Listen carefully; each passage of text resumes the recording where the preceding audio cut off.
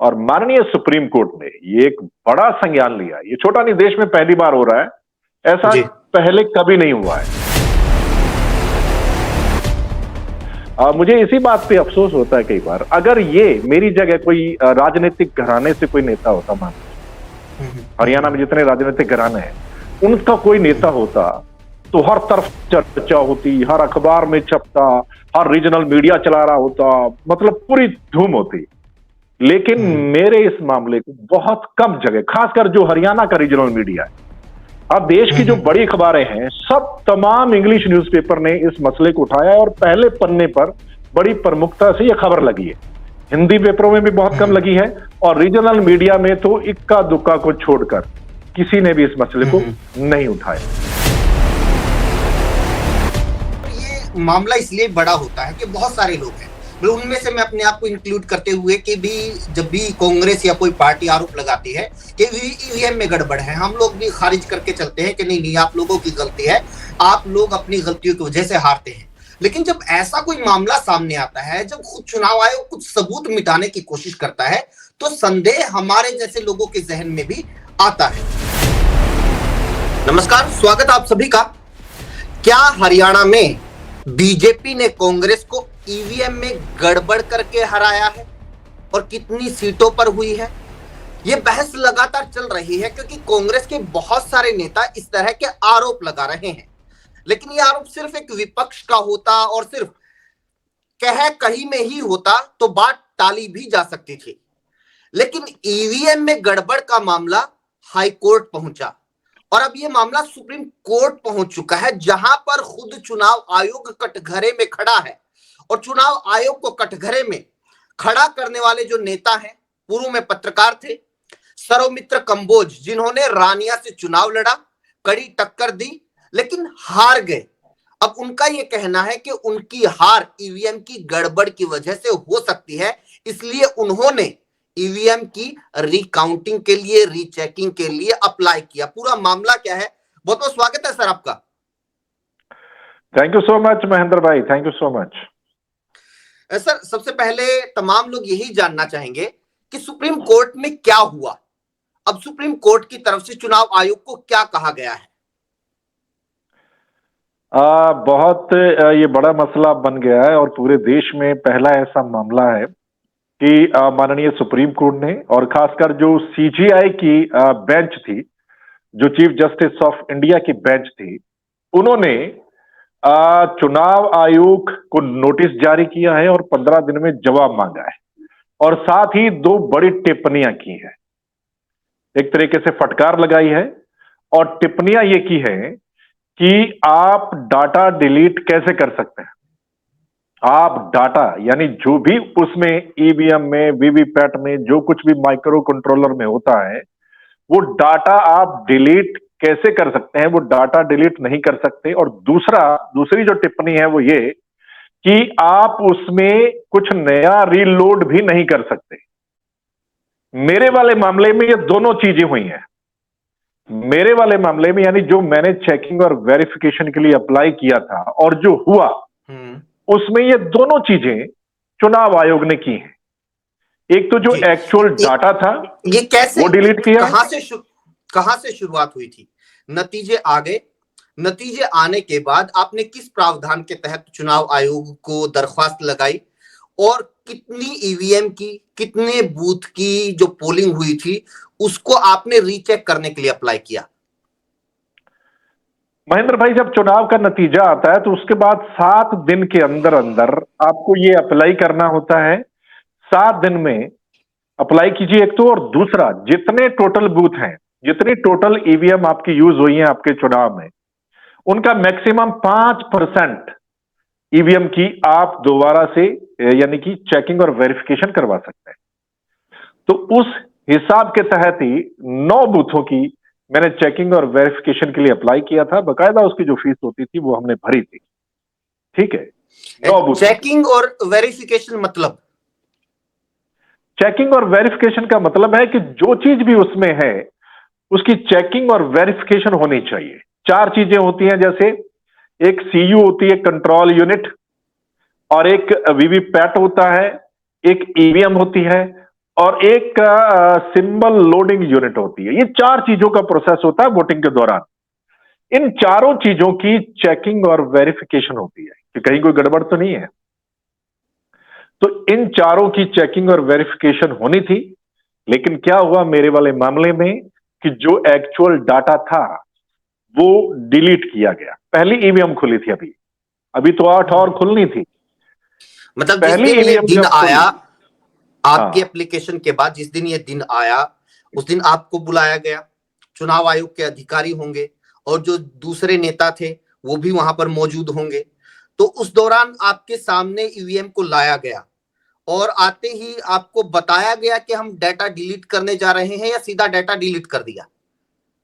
नहीं, मुझे पहले बताया गया। जब सारी एक पहले ईवीएम और वीवीपैट सभी चीजों को रखा गया और फिर जब शुरुआत की गई, यानी ईवीएम को ऑन किया गया, तो सबसे पहली बात जिस पे शक जाता है वो ये कि ईवीएम को जब ऑन किया तो उसकी स्क्रीन के ऊपर इनवैलिड आ रहा था, इनवैलिड लिखा हुआ आ रहा था।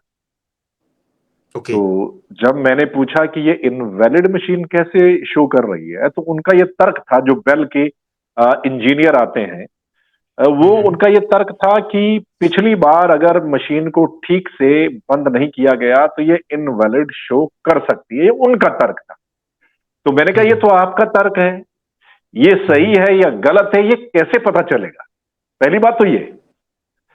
दूसरा, चलो उन्होंने दोबारा ऑन किया और बोले कि हम ये डाटा डिलीट करेंगे, जो एक्चुअल डाटा है वो हम आपको नहीं दिखाएंगे, यानी उसमें जो वोट था, जो ईवीएम का वीवीपैट का जो था, वो बोले हम आपको नहीं दिखा सकते, वो हम डिलीट करेंगे।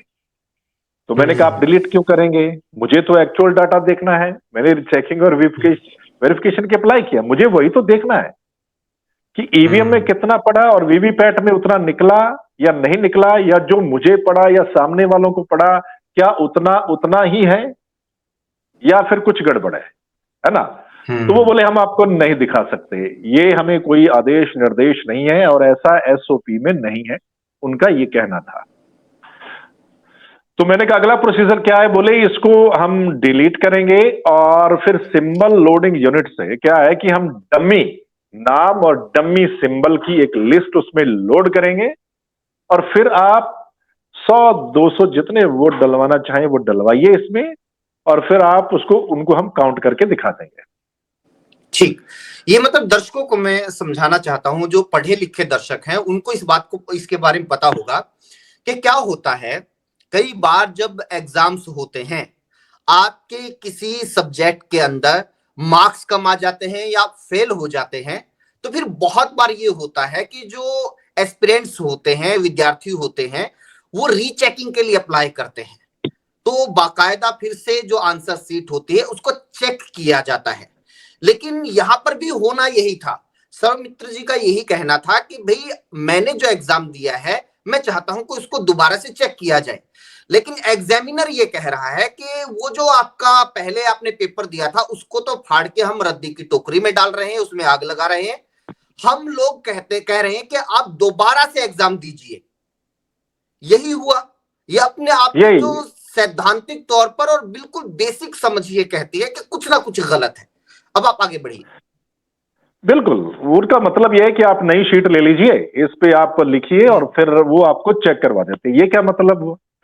भाई हमने किस लिए अप्लाई किया था? चेकिंग और वेरिफिकेशन तो वही है ना, जो हमें डाटा है या जो उनकी मेमोरी है, हम उसको चेक करना चाहते हैं वो सही है या नहीं है। लेकिन इन्होंने नया प्रोसेस हम करके दिखा देते हैं बोले, तो मैंने उसी समय उस चीज को रुकवा दी। मैंने कहा नहीं, इसी को यहीं बंद कर दीजिए। ये आप मानिए सुप्रीम कोर्ट के निर्देशों आदेशों के मुताबिक नहीं कर रहे, ये ठीक नहीं है। ऐसे ही चेकिंग और वेरिफिकेशन नहीं होती, ऐसा नहीं है, ये बिल्कुल गलत है। इसको रोकिए, बाकी जो मशीनें हैं वो स्टोर कीजिए। और दूसरी बात मैंने वही बोला, डीसी भी थे, डीसी मतलब जो डिस्ट्रिक्ट इलेक्शन ऑफिसर होते हैं, ठीक है, वो मौजूद थे, बेल के 2 इंजीनियर मौजूद थे। तो मैंने उनके सामने कहा कि ये प्रोसेस आपका गलत है, आपने एक ईवीएम का डाटा डिलीट कर दिया है। कल को अगर मैं कोर्ट जाता हूं और कोर्ट आपसे मांग लेता है, मान लीजिए, ठीक है, कोर्ट कहता है भी ठीक है ईवीएम लेकर आओ, चेक करवाओ, तो आपने तो एक ईवीएम का डाटा डिलीट कर दिया। वो आप कैसे चेक करवाएंगे? ठीक है, तो उनके पास कोई जवाब इसका नहीं था। तो मैंने कहा मैं इसको लिखता हूं और मुझे रिसीविंग चाहिए। मैंने बाकायदा लिखा कि ये प्रोसेस जो होना चाहिए वो नहीं हो रहा है, माननीय सुप्रीम कोर्ट के निर्देशों के मुताबिक नहीं हो रहा है, मैं इससे संतुष्ट नहीं हूं।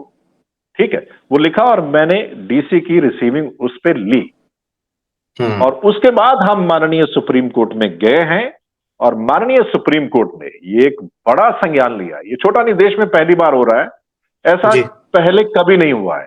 ये देश में पहली बार हो रहा है कि माननीय सुप्रीम कोर्ट ने कहा है कि ये क्या किया, ऐसा नहीं हो सकता, डिलीट आप नहीं कर सकते और ना ही कोई दोबारा उसमें रिलोड कर सकते। ये दोनों चीजें मेरे साथ हो गई।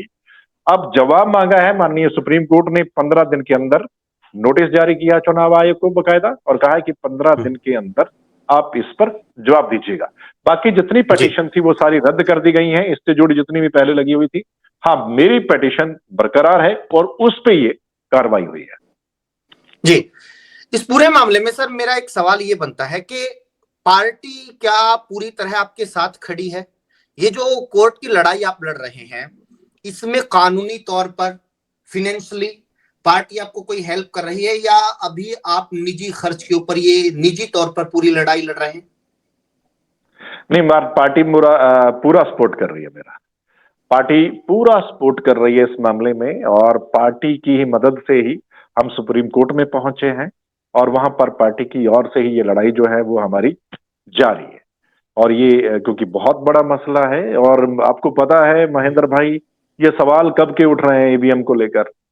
चाहे हरियाणा का चुनाव हुआ, चाहे महाराष्ट्र का चुनाव हुआ, उसके बाद हमारी पार्टी की एक फैक्ट फाइंडिंग कमेटी बनती है। और महेंद्र भाई, सिर्फ मेरा मामला नहीं, आप देखिए मेरे अलावा तकरीबन मेरे को लगता है 18 लोग ऐसे हैं जो हाई कोर्ट में गए हैं जिन्होंने इलेक्शन पिटीशन लगाई और मेरे को लगता है मेरे अलावा 2-3 लोग और थे जो सुप्रीम कोर्ट में गए हैं। हालांकि उनकी पिटीशन डिसमिस हो गई है लेकिन मेरी पिटीशन बरकरार है। तो पार्टी का इसमें पूरा सहयोग है। ये पार्टी वाला सवाल मैंने इसलिए पूछा क्योंकि जिस स्तर के ऊपर, क्योंकि ये पहली बार हो रहा है, आप भी इस बात को बार बार जोर देकर कह रहे हैं और ये दर्शक भी इस बात को समझ रहे होंगे। क्या जो आपका राष्ट्रीय नेतृत्व है उनकी तरफ से आपकी इस पूरे मसले के ऊपर किससे क्या कुछ बातचीत हुई है? राहुल गांधी, मल्लिकार्जुन खड़गे जी, प्रियंका गांधी जी, केसी वेणुगोपाल जी, या फिर जो पूरा मीडिया का तामझाम देखते हैं जयराम रमेश जी के, ये पूरा मामला मीडिया में कम से कम बहस का हिस्सा होना चाहिए। इस बारे में किसी तरह की पार्टी की कोई स्ट्रेटजी आपसे कोई डिस्कस हुई है? ये महेंद्र भाई अभी हम डिस्क्लोज नहीं कर सकते, लेकिन पार्टी का एक पूरा जो एक टीम होती है इस पूरे मामले को देखने के लिए, ठीक है, इस पूरे इशू को देखने के लिए, इस तरीके के टेक्निकल इश्यूज को देखने के लिए, जो भी चीज, ये एक पूरी टीम है और वो पूरी टीम इस मामले पे पूरा एक तरीके से दिलचस्पी ले रही है और हर चीज पे संज्ञान लिया जा रहा है और सब एक सही तरीके से मैं कहता हूं कि इसमें आगे जो है वो बढ़ रहे हैं हम लोग। अच्छा सर, अखबारों की तरफ से, मीडिया की तरफ से और खासतौर पर हरियाणा की मीडिया की तरफ से इस मसले को उस तरीके से उठाया जा रहा है जितना स्पेस इसको मिलना चाहिए था? नहीं, जिस हिसाब से स्पेस मिलना चाहिए था वो इस मसले को नहीं उठाया जा रहा है। मुझे मतलब क्या कहूं इस बारे में, और मैं तो मीडिया का एक बंदा हूं, मेरे मामले को तो और प्रमुखता से उठाना चाहिए था और देश में जब पहली बार हो रहा है तो इस मसले को और जोर शोर से उठाना चाहिए कि देश में ऐसा मामला हो रहा है। मुझे इसी बात पे अफसोस होता है कई बार, अगर ये मेरी जगह कोई राजनीतिक घराने से कोई नेता होता, मान हरियाणा में जितने राजनीतिक घराने हैं उनका कोई नेता होता तो हर तरफ चर्चा होती, हर अखबार में छपता, हर रीजनल मीडिया चला रहा होता, मतलब पूरी धूम होती। लेकिन मेरे इस मामले को बहुत कम जगह, खासकर जो हरियाणा का रीजनल मीडिया है, अब देश की जो बड़ी खबरें हैं, सब तमाम इंग्लिश न्यूज़पेपर ने इस मसले को उठाया और पहले पन्ने पर बड़ी प्रमुखता से यह खबर लगी है। हिंदी पेपरों में भी बहुत कम लगी है और रीजनल मीडिया में तो इक्का दुक्का को छोड़कर किसी ने भी इस मसले को नहीं उठाया। यह अफसोस की बात है। जी, अफसोस की बात है। और ये मामला इसलिए बड़ा होता है कि बहुत सारे लोग हैं, मतलब उनमें से मैं अपने आप को इंक्लूड करते हुए कि भी जब भी कांग्रेस या कोई पार्टी आरोप लगाती है कि ईवीएम में गड़बड़ है, हम लोग भी खारिज करके चलते हैं कि नहीं नहीं, आप लोगों की गलती है, आप लोग अपनी गलतियों की वजह से हारते हैं।